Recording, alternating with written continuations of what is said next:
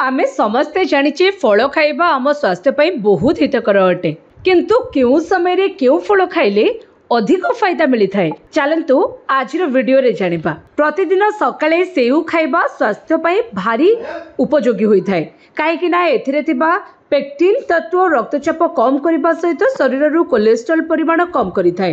याकु राति खाइबा त्वचा ପାଇଁ हानिकारक होई थाए। तेणु भूल मध्य राति सेव खायंतु नाही कारण राति खाइबा फल एसिडिटी होई थाए। खरा बेले खाई सारिबा परे आपण कदली खाइबा उचित अटे कारण लंच परे खाइबा फल शरीर रे इम्यूनिटी पावर वृद्धि पाई थाए किंतु याकु राति खाइबा क्षतिकारक होई थाए। एवं सखाळु आपण केबे मध्य कदली खाइबे नाही।